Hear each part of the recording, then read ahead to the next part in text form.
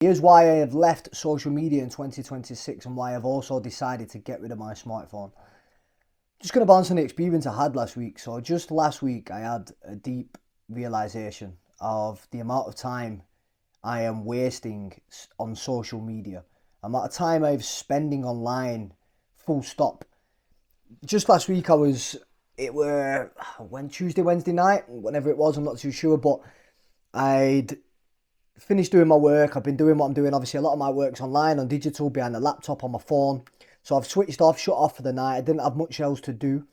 And I just felt this like overwhelming discomfort and like this restlessness.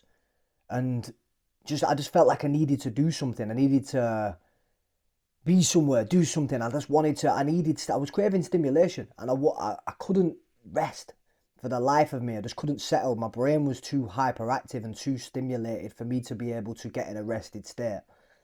And the acknowledgement of that, I mean, that's a common pattern. It happens quite a lot from being on these devices all day. Once you've been online all day, getting stimulated from your devices, from social media, whatever you're doing online per se, just simply looking at the screens, the artificial dopamine you're getting from them. As soon as you then pull back and begin to clock off, your brain's like, whoa, it leaves a space. Your brain has a dopamine depletion because it's no longer connected to the laptop or like connected to your phone, and it's no longer getting dopamine from them sources. So it's then to begin to seek it in other ways. So through me being online all the time and getting dopamine from that way and stimulating my system that way, when I am not on it, my system or my brain is hardwired to still be seeking the dopamine in that form. So when I'm not getting it, I come offline, I decide to log off. I'm either craving it or my brain is pursuing it or seeking it in other ways, but other ways that aren't natural and aren't healthy for me. Because the way you're getting it is, you're basically, when by what social media has done over this vast period of time that we've been on it. I think I first got introduced to social media. I was about 13, 14 years old when it started coming in. I mean, Facebook, I was on bits and bats on Facebook, but Instagram and Snapchat were the first one. But Instagram were the first one, which I was was my full introduction to social media. And I would have been about 13, 14 years old.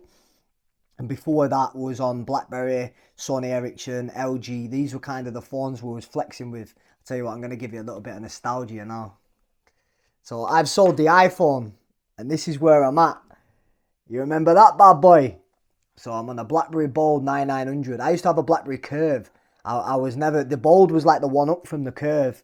And I could never afford the Curve. The Curve were a bit too pricey for me. So I thought I'm going to have to, and I always wanted the Bold. My friends had the Bold. I'm like, wow, that's cool. It looks cleaner, you know, I want the Bold. And yeah, I could never get it. So I got myself a nice BlackBerry Bold 9900. The nostalgia just from going on this and the way this feels in my hand, feels like an actual phone. Like the iPhones, it's like you've got a laptop in your hand at all times. And I can actually I began to feel the electrical currents and the EMF coming off the phone, the heat in my pocket burning like just against my skin all the time. I could start to feel the impact it was having on me. And like I said, I've been on social media probably about 12 years, and in terms of how dependent you are on it and how reliant and how immersed you get on social media, it's obvious, just like any addiction. Like, think about it when you first start. If anybody's had addictions before in the past with anything, typically it starts out recreationally. You're just having fun, you're just having a good time with your mates, you're having a laugh. It's just something to do, yeah, just for a bit of fun. And that quickly escalates, and quickly you then start to become more and more dependent, so you crave more and more stimulation. Once again, it's just how addiction works. It starts off novelty, and then as you become more dependent, you have to intake more and get more stimulation to get the same fix as what your brain required previously. So for me, for example, I was on TikTok, Instagram, YouTube, Threads, Substack, what else? Facebook. So it's like 5, 6, 7 platforms I'm on all the time. So you can understand how scattered and how fragmented your thinking will become after spending or outsourcing so much of your attention vastly spread across these different platforms and getting different components of stimulation, like the reels. I think they are the worst thing ever for your brain because it is so new. We're the guinea pigs. We're the people that are experiencing this firsthand. So we're the people that are going to also experience the negative impacts. We're the lab rats. We're the people that are testing this out. We are the first generation, Gen Z. I was born in 1999. I luckily for me, I got to experience my childhood growing out on the streets, going out, getting pissed on the parks, robbing dust caps, getting police chases, queuing up outside the shop trying to get some bottles of cider, you know, like Bluetoothing donk tracks and like YouTubing donk tracks, and yeah, just on the, yeah, it was just good times, man. PlayStation 2 games, his Simpsons Hit and Run, GTA, San Andreas, and on, and it were Call of Duty days. Like they're the memories are looking fondness, and they were the days before social media existed. And then from there, my life just seems like it's gone 100 mile an hour, and then I'm here 12, 14 years later, like 26, coming up 27. I'm like, where is this time gone? It's because I've spent so much of it online. I've wasted so much of this time online. And so it just got to a point, I think I've just had a realization, something clicked in me, and it was like, yeah, I need to get off this. I calculated it, so I was doing an average 6 hours a day on my phone. That was, and yeah, don't get me wrong, there were bits of work involved in that, but then also I noticed myself using that as an excuse because I use it for my work. That's also an excuse to be constantly online, constantly immersed in that world. So I worked it out. 6 hours a day across a year, across times by 365 days, is approximately 91 days spent on my phone every year. That's a quarter of my year looking at a screen, staring at social media, like just numbing my mind. And now I've recognised, now I've taken that out of my life and I've freed up so much space. All these things that I plan to do, all these things that I've wanted to do for so long, I now have the time to do them. I can now begin to double down on the things I enjoy. All the things I used to do when I was a child. I just bought myself an old school PS3 with all the classic games. I'm sat there waiting 20 minutes waiting for a game loading. But I think that's a positive because I'm learning to sit in stillness and in the silence again, instead of just, as soon as you get a little bit of silence or a little bit of boredom, you can just distract and scroll on your phone, stimulate yourself for an hour or 20 minutes, whatever. And then it temporarily eradicates the boredom you may be experiencing in that moment. But what it also does is just keep continuously hardwires your brain to seek dopamine in them states of silence. And in them states of silence, that is where the magic lies. That is where your creative essence lies. That is where all your creative ideas are going to channel and flow through. And everything you've been blocking out with this phone and on social media now will start to begin to surface and come through once you clear and make the space. So it's only been just under, well, I decided to come off nearly a week ago now, and I've been making the transition for this past week because you don't realise how much you actually rely on these phones. So I've had to replace, obviously, my phone, replaced with the BlackBerry. So that's just going to be calls, texts, and then things like alarms and notes, just basic stuff. And then my smartwatch, I've got rid of that. I've got myself a nice little cheap Casio there, £11, absolute bad boy. It's like an old school date time, alarm clock, timer, everything you need, £11. And then my dog's going on, man. Kobe, behave. And then my car doesn't have a screen in it, you know, like a built-in sat nav or anything. Got an oldish car, so I've had to get a TomTom sat nav separate because instead of a Google Maps, I'm now burning and ripping, downloading music and ripping them onto CDs, old school way. But you know, there's something about that, like the experience of having to go online, download the music, then transport it, like upload it onto burn it onto your own CD, then you go in the car and play it. Like, you appreciate the music so much more when you've got access to infinite music on streaming sites. Yeah, it's absolutely amazing that we can have access to all this music for free off these streaming sites. But what it also does, it takes out the appreciation for the music. Because we've got access to so much, we take these things for granted because we have it at our fingertips and it's so easy and convenient, and we have it in abundance. Whereas when you're having to go through the process of downloading the music, selecting which actual tracks you want, and then go in and download it, put it on a disc, and then you've got the physical disc. Then there's something about physical, like I'm going back to analog and physical things. Like yeah, it just feels better. Everything has its own individual purpose. And then for my music, I'm getting an iPod Classic, the old school iPod Classics. I've not got the sat nav and the iPod yet, but I think I'm going to do a separate video, like laying out everything I've done to replace it, just in case anybody else wants to or is thinking about doing this. I can give you the blueprint of exactly what I've done to go fully offline and still thrive in this modern world. Because simple things like going to the gym, they require a QR code to scan in. I don't have access to the app, but what I've done is chatted to the gym staff, and I managed to get a code instead where I can get into the gym at any time. What else? What other changes have I made? I've still got access to my laptop, so I've still got WhatsApp on there. I've still got access to my emails. I've still got YouTube and Substack running. They're going to be my open channels, so YouTube and Substack, follow me on there. Well, this is going to be on YouTube anyway, so more than likely you probably are. If not, then do exactly that. So they're going to be open channels for me, but this is just for me to express my creative work. So I've got 2 channels to express my creative work, but then I've dismantled the channels where I am going to be over consuming anything that's social media based, and I've got that stimulation or too much going on. I've eradicated and made the space with that. Yeah, I got myself an old school classic PS3 as well. I just thought that's for the entertainment purposes. I can fill up the spare time playing Call of Duty 4, Call of Duty 5.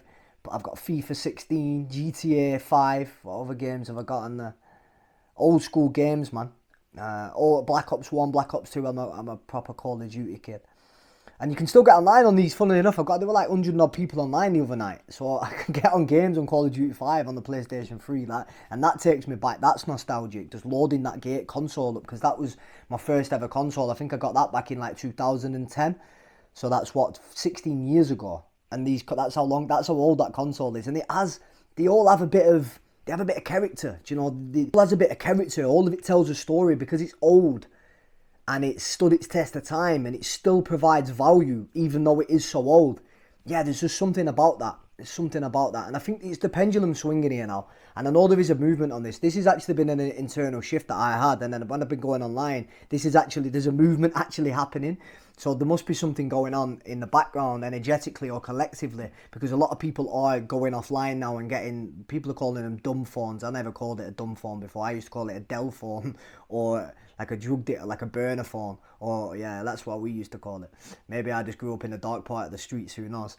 So I just think the pendulum swinging. We've gone too super duper extreme on the social media hype, and then now I just think the pendulum swinging the other way, and everyone's going back to the era which was before smartphones, which had all these things. So the car media, CD player, TomTom sat-nav for the maps, iPod Classic for my music. Like when I go to the gym, I'll just leave my phone at home, just take my iPod with me. I've just got my music then. No one's trying to contact me or ring me when I leave the house. I'm going to start leaving my phone at home more often, because I don't need it. I've got my maps in my car, I've got my CDs that are playing music. I'll take my iPod with me. I'll take some notes to get some notes, a notepad.